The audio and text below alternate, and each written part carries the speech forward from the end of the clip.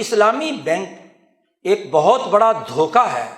یہ اسی conventional banking کی اسلامی شکل ہے۔ یہ ایسے ہی اسلامی شکل ہے جیسے ہم پاکستانیوں نے اپنے ملک کا نام رکھا ہوا ہے اسلامی بھی اور جمہوری بھی، لیکن نہ اسلام کا سیاسی نظام، نہ اسلام کا معاشی نظام، نہ انسانی حقوق کی ادائیگی کا کوئی عمل، اور اسلام کا لیبل ہم نے اس پر چسپاں کیا ہوا ہے۔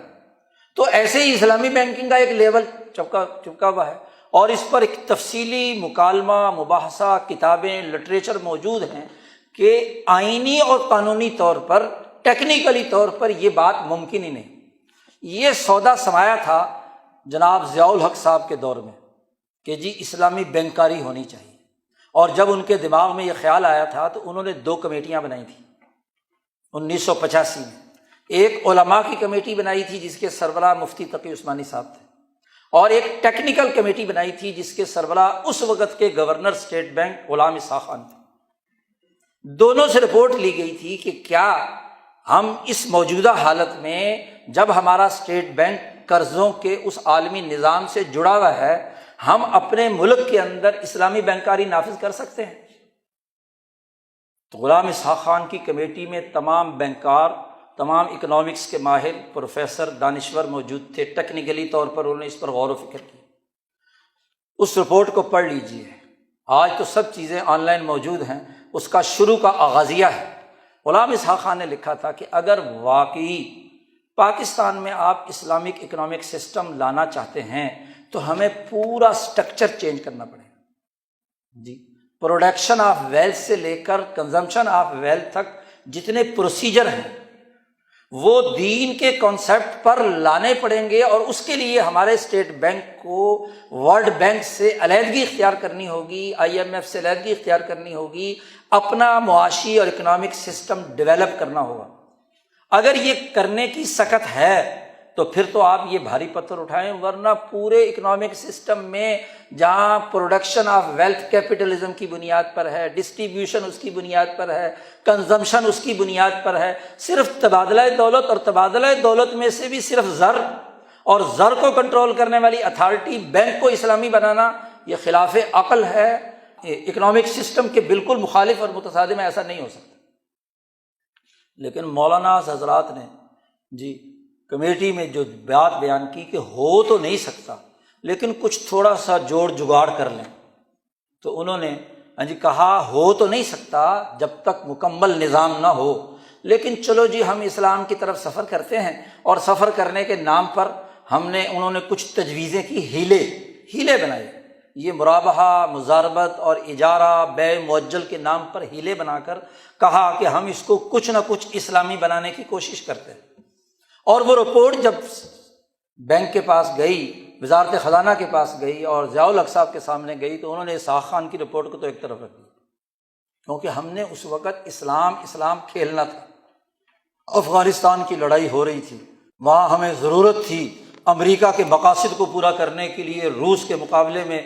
مسلمانوں کو استعمال کرنے کی، تو اسلام کا نعرہ لگانا تھا، اسلام کے معاشی نظام کی بات کرنی تھی۔ انہوں نے کہا کہ وہ جو سسٹم ہے جس میں ہیلے بنائے گئے ہیں اس کے مطابق سسٹم بناؤ، اور جب وہ سسٹم بن کر عملاً آیا بھی، ظاہر دونوں کا جوڑ کوئی نہیں بن رہا تھا،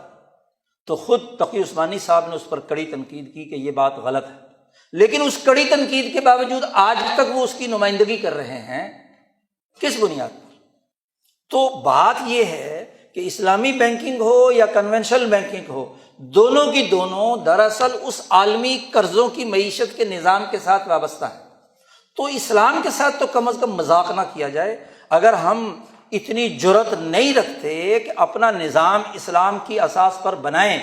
تو کم از کم اسلام سے مذاق کرنا تو چھوڑ دیں۔ اسلام کے نام پر ہم بینکنگ کی وجہ سے سادہ مسلمانوں کو بے وقوف بنائیں، اور کام وہی کریں جو روایتی بینکنگ کر رہے ہیں، کام وہی کریں قرضوں کو سود پر چڑھانے کا،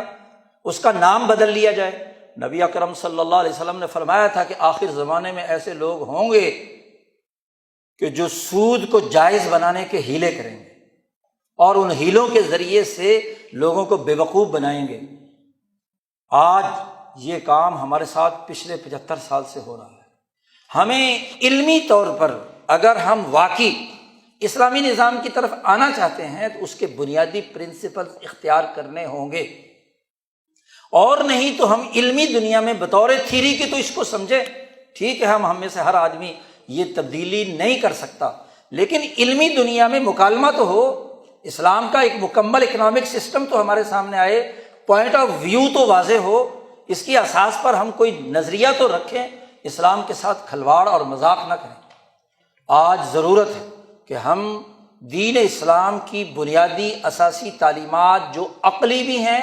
دنیا کی ترقی کی بھی ہیں، انسانیت کی فلاح و بہبود کی بھی ہیں، دنیا اور آخرت کی کامیابی کی بھی ہیں، انہیں من و عن اور جامعیت کے ساتھ قبول کرنے کے لیے اپنا سر تسلیم ہم کریں اسلام کے ساتھ۔ اسی کا نام اسلام ہے۔ یہ نہیں ہے کہ خواہشات کی بنیاد پر اس عالمی استحصالی نظام کی تباہ کاریوں میں اعلی کار بنے کہ جس کے نتیجے میں آج ہمارا ملک ہی نہیں دنیا بھر کی کساد بازاری منہ بولتا ثبوت ہے۔